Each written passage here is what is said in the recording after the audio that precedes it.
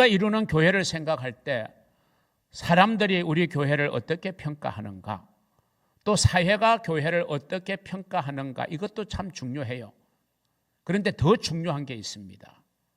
교회의 주인 되시는 우리 주님께서 오늘날 우리의 교회 모습을 어떻게 생각하고 어떻게 평가하실까? 이게 참 정말 중요해요. 우리 한 사람의 그리스도인들도 우리를 바라보는 다른 사람들, 다른 시선, 또 사회의 평가도 우리가 신경 쓰고 관심을 기울여야 하지만 내 인생의 주인 되시는 주님께서 한 사람의 그리스도인으로서 나의 삶의 모습을 어떻게 평가하실까? 이게 사실은 더 우리는 중요하게 여겨져야 될 문제입니다. 오늘은 이 건강한 교회의 모습을 오늘 본문에 나오는 에베소 교회를 통해서 우리가 함께 생각해 보려고 합니다. 첫째는 이 에베소 교회는 칭찬을 받았는데 무슨 내용을 칭찬받았느냐? 그 칭찬받은 내용은 우리가 반드시 본받아야 될 내용 아니겠어요? 에베소 교회의 봉사 그리고 인내, 이것이 칭찬받았고요. 또 하나는 환난과 핍박 속에서도 바른 신앙을 지키기 위해서 애썼던 것, 이것이 에베소 교회를 향한 주님의 평가고 칭찬이었다는 것입니다. 소아시아의 7교회들이 있잖아요. 그래서 계시록 2장 3장은 7교회에 보내진 내용인데, 이 밤모섬, 즉 요한이 유배되어져 있던 밤모섬과 가장 가까운 위치에 지리적으로 있던 교회가 바로 이 에베소 교회인데, 이 에베소 지역은 그 당대의 소아시아의 관문, 수도의 역할을 하던 그런 중요한 지역이었어요.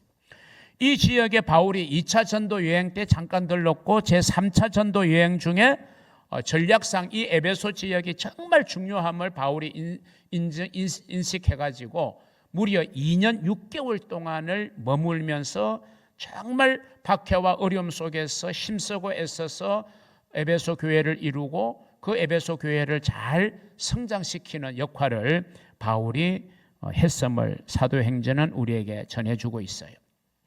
바로 그런 에베소 교회가 오늘 이 본문에서 두 가지 면에서 주님의 칭찬을 받았잖아요. 2절을 보세요. 내가 네 행위와 수고와 네 인내를 알고, 그랬어요. 쉽게 말하면 이제 행위와 수고, 봉사하는 거죠. 주를 위하여 일하고 봉사하고 섬기고 헌신하고 충성하는 거. 그런데 더불어서 인내를 알았다 그랬잖아요. 인내. 여러분, 우리가 주님을 위해서 봉사하고 충성하는 게 쉽게 되어지는 일이 아니에요. 거기에는 반드시 역경이 있어요. 반드시 어려움이 있어요. 반드시 우리가 넘어서야 될 벽이 있고 뛰어넘어야 될 담이 있어요. 그러면 우리는 인내해야 돼요. 여러분도 잘 알다시피 우리가 인내하지 않으면요, 여러분이 교회를 위해서 또 어떤 직분을 가지고 수고하고 봉사하는 게 일시적이 되고 말아요. 금년까지는 내가 맡았으니까 어쩔 수 없이 힘겹게 오다가 내년 되면 딱 내려놓는 거예요. 왜? 인내가 없어요. 인내함이 없어요. 그런데 에베소 교회는 봉사와 수고가 있는데 더불어 인내하면서 봉사하고 수고했다. 그래서 그것이 주님께서 칭찬하신 거예요. 또 2절 다시 띄워주세요. 또 악한 자들을 용납하지 아니한 것과 자칭 사도라 하되 아닌 자들을 시험하여 그의 거짓된 것을 네가 드러내었다. 그러니까 이 초대 교회가 어느 교회든지 그러했지만 항상 이단들이 득세했어요. 그리고 바울이 복음을 전하고 가면 꼭 이단들이 와서 바울이 전한 복음을 막 어지럽게 해놓아요. 그런데 악한 자들을 용납하지 아니했고 거짓 선지자들을 네가 밝히 드러내면서 너희들의 순수한 신앙을 바르게 지켜나갔다. 내가 그걸 정말 인정하고 칭찬한다. 이렇게 말씀하고 있는 거예요.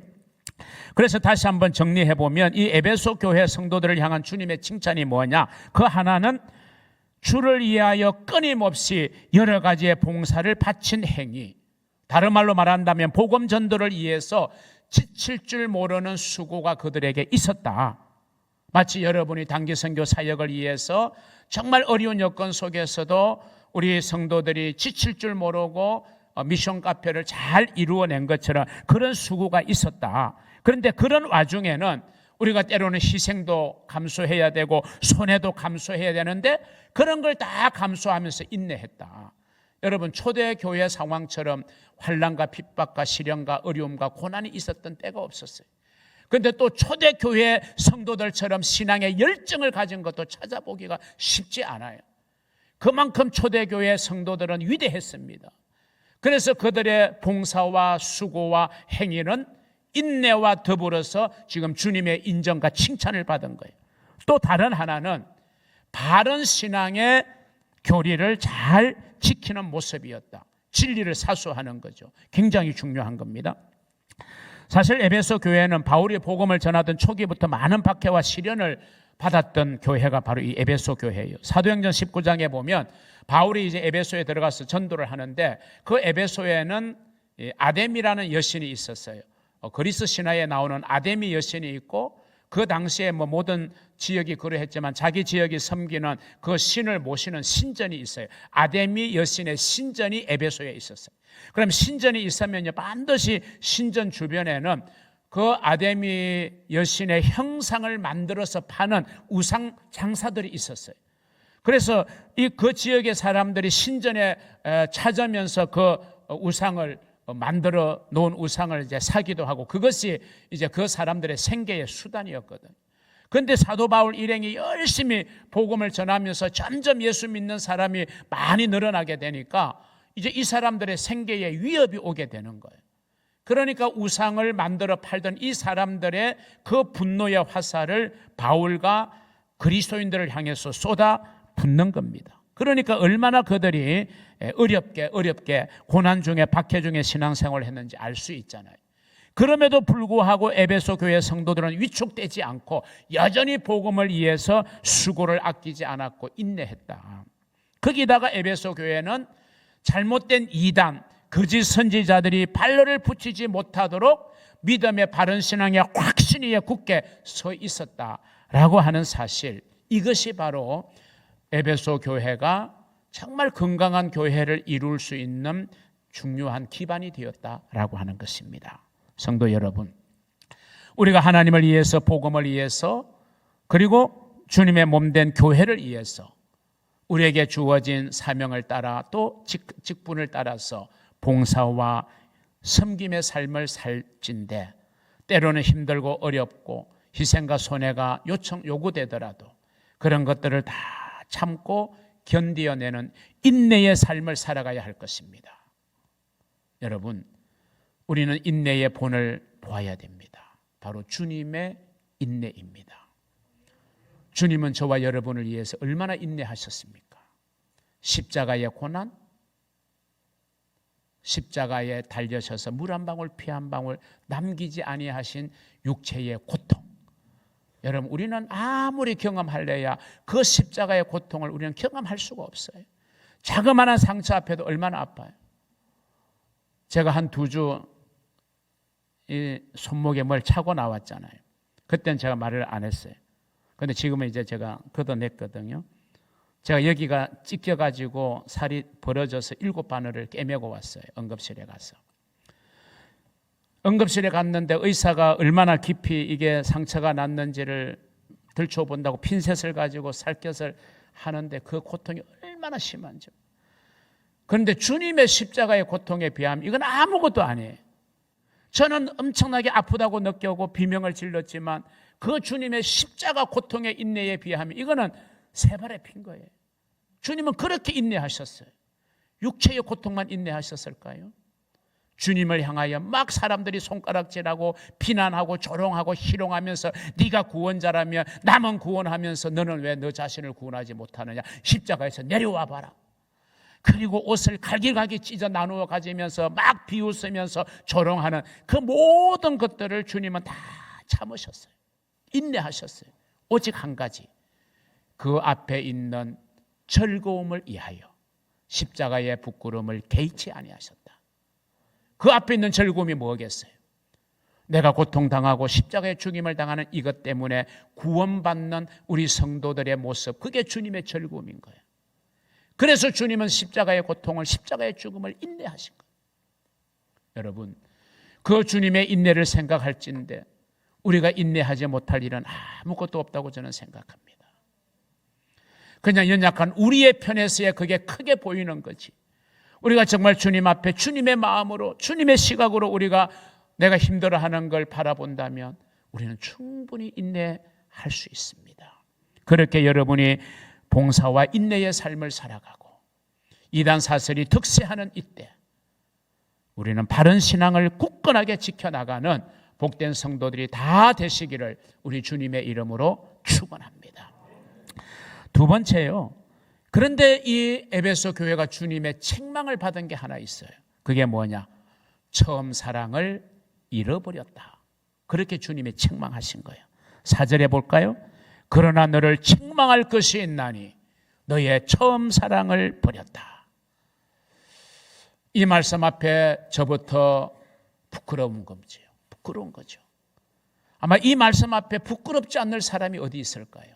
처음 열심, 처음 사랑, 처음 감격, 정말 주님을 만났을 때, 거듭났을 때, 성령의 충만함을 체험했을 때, 그때의 그 다짐, 그 각오, 그 결단, 그 마음, 여러분 얼마나 우리가 이 세상을 살아가면서 식어지고 작아져서 오늘 그러나 너를 책망할 것이 있나니 너의 처음 사랑을 버렸다. 여러분 인간의 사랑은 사실 가변적일 수밖에 없죠. 우리 인간의 사랑이 하나님 사랑 같지는 않잖아요. 영원 무궁한, 영원 불변한 하나님의 사랑과 같지는 않아요. 우리는 가변적일 수밖에 없어요. 그 뜨거웠던 첫사랑도 식을 수 있는 거예요. 오죽하면 결혼은 사랑의 무덤이라는 말이 생겨났을 거예요. 결혼하기 전에는 상대방을 사랑하는 말, 행동, 선물, 그래서 막 공세를 펼칩니다. 왜? 그 사랑을 얻어야 되니까. 그런데 딱 결혼하면 이제는 쟁취한 거거든요. 결혼하기 이전의 모습이 보이지를 않는 거예요. 그래서 결혼은 사랑의 무덤이다. 이런 말이 생겨났을 거예요. 여러분, 에베소 교회 성도들의 주님 사랑, 성도 사랑, 이것도 점점 시간이 지나가니까 예외가 아니어서 식어져 가고 점점 잃어버려 갔던 것 같아요. 온갖 고난과 핍박을 받으면서도 유지했던 그 뜨거운 신앙, 그래서 그 신앙의 원동력이 되었던, 근원이 되었던 주님 사랑, 이 사랑이 점점 식어지기를 시작하는 거죠. 주님이 바로 그 지점을 지적하고 계시는 거예요. 너의 처음 사랑이 자꾸 식어져 간다. 자꾸 작아져 간다. 저를 향한 주님의 책망이요, 여러분을 향한 주님의 책망이 아닐까 생각합니다. 이러한 에베소 교회에 주시는 주님의 처방전이 무엇일까요? 5절의 말씀. 그러므로 처음 사랑을 잃어버렸다. 처음 사랑을 식었다. 그러므로 어디서 떨어졌는지를 생각하고 회개하여 처음 행위를 가지라. 만일 그리하지 아니하고 회개하지 아니하면 내가 네게 가서 네 촛대를 그 자리에서 옮기리라. 무슨 말씀입니까? 첫사랑의 열정으로 돌아가라. 첫사랑의 감격을 회복하라는 거죠. 첫사랑에 회복하는 비결은 첫사랑을 잃어버린 이유를 생각하고 다시 돌아가는 것입니다. 첫사랑을 많이 잃어버리죠. 결혼을 한 부부들이 생활이 1년, 2년 지나가면서 그 첫사랑의 감격을 많이 잃어버리고 점점 무뎌지고 이제는 냉랭해져 가는 그런 부부들. 그래서 한 번쯤은 헤어짐을 심각하게 고민하게 되는 그런 부부들을 상담하는 상담자들이 종종 권하는 것 중에 하나가 추억 여행이라는 게 있어요. 추억 여행. 그들이 처음 만났던 장소를 한번 찾아가서 여행을 함으로 해서 그 처음 만날 때에 설레이고 또 상대방의 사랑을 얻기를 원해서 정말 했던 그런 장소를 한번 찾아가 보라. 아니면 첫 뽀뽀를 나누었던 그 장소를 가본다든지, 아니면 프로포즈를 받았던, 프로포즈를 했던 그 장소로 한번 추억의 여행을 한번 가서 그때의 그 마음, 그 사랑을 한번 생각해 보면서 점점 멀어져가는 관계를 조금씩이라도 가까워지는, 더 멀어지지 않게 하고 조금이라도 가까워지게 하는 그런 하나의 방법으로 추억 여행. 여러분, 우리의 신앙도 마찬가지입니다. 우리가 한 번쯤 정말 순수한 마음으로 뜨겁게 기도했던 그 장소를 한번 찾아가 보는 것 좋습니다.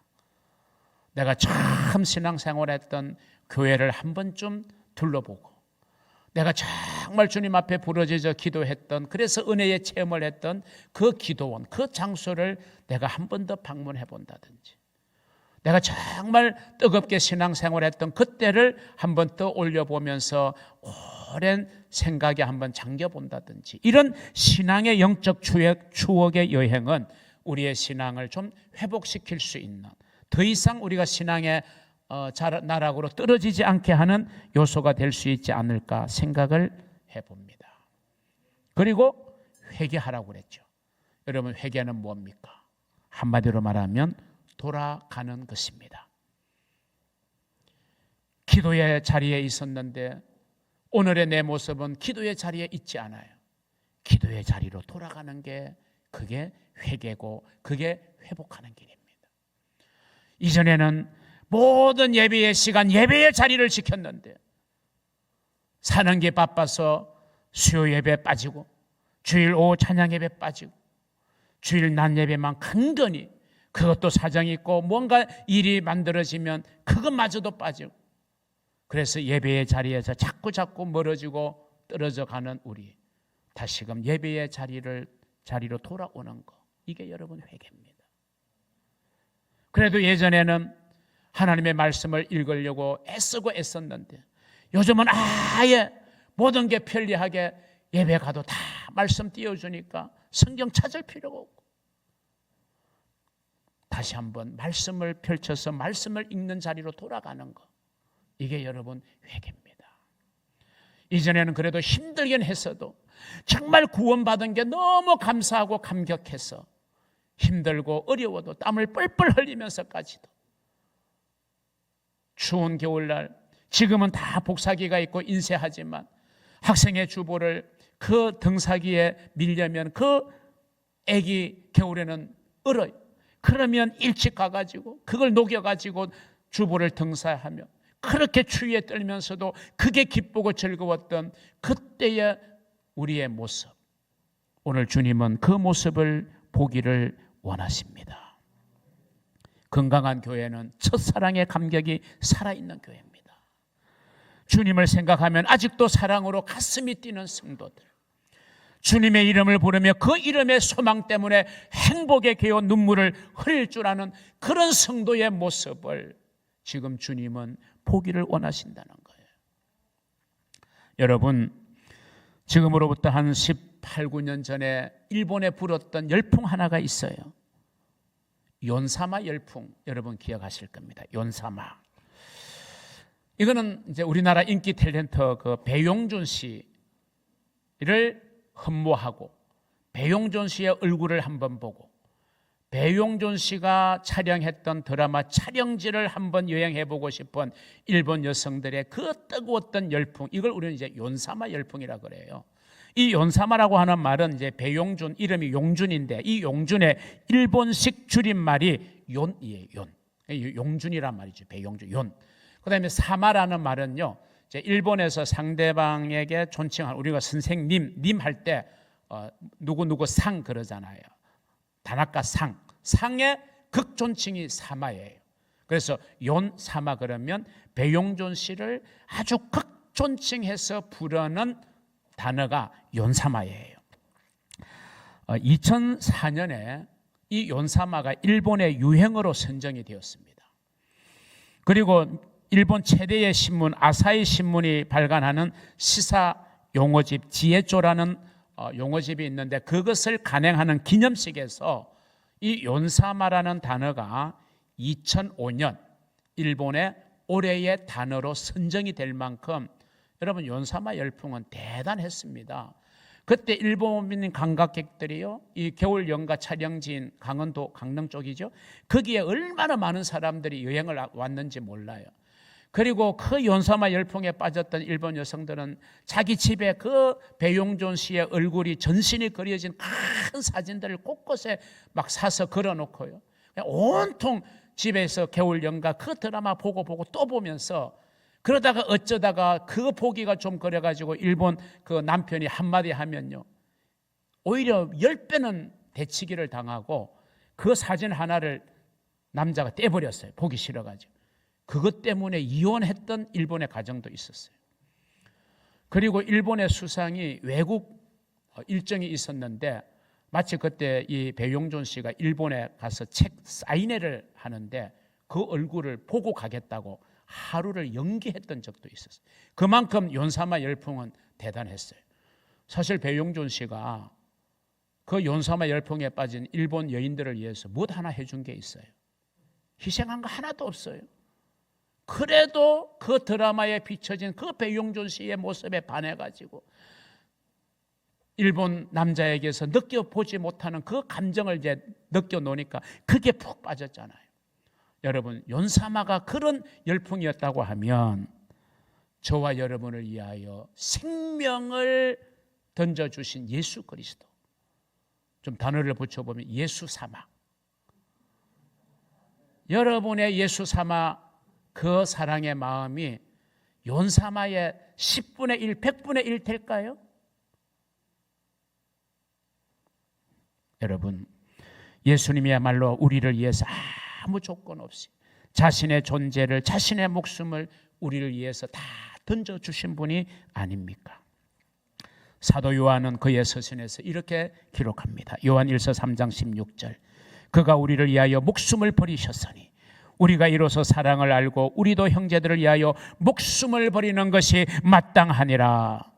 아마도 사도 요한은 사랑하는 주님이 십자가를 지시기 전에 제자들에게 손수 발을 씻겨주시면서 하시던 교훈의 말씀을 평생 잊지를 못했을 겁니다. 그게 요한복음 13장 34절 35절입니다. 새 계명을 너희에게 주노니 서로 사랑하라. 내가 너희를 사랑한 것 같이 너희도 서로 사랑하라. 너희가 서로 사랑하면 이로써 모든 사람이 너희가 내 제자인 줄 알리라. 사랑하는 성도 여러분, 요한을 밤모섬으로 유배 보냈던 도미티아누스 황제가 죽은 다음 요한은 밤메섬에 유배에서 풀려나서 에베소 교회로 돌아왔습니다. 그리고 초대교회 전승에 의하면 그 에베소 교회에서 사도 요한이 자주 하는 설교의 주제가 소자들아 서로 사랑하라 였다고 합니다. 그가 노후에 몸이 불편하여 제자들이 부축하여 이 사도 요한을 설교단 의자에 앉게 하면서 선생님, 오늘은 우리에게 새로운 말씀을 좀 들려주십시오 하고 요청하면 그 백발의 요한은 두 손을 높이 들고 소자들아 내가 다시 너희에게 말하노니 서로 사랑하라, 그렇게 말씀했다고 합니다. 그렇습니다. 흑인 노예 해방운동을 앞서 펼쳤던 마틴 루터킹 목사가 노벨상을 수상받는 자리에서 이런 말을 했습니다. 아직도 세상을 움직이는 힘, 그것은 사랑입니다. 우리 같이 한번 할까요? 아직도 세상을 움직이는 힘, 그것은 사랑입니다. 그렇습니다. 여러분, 정말 주님을 향한 첫사랑의 감격을 회복해서 여러분의 걸어가는 생에 주님 사랑, 교회 사랑, 성도 사랑, 가족 사랑의 참 삶을 통해서 여러분의 신앙과 삶이 건강해지고 우리의 공동체가 건강한 교회가 되어지는 축복의 은혜가 있기를 우리 주님의 이름으로 축원합니다.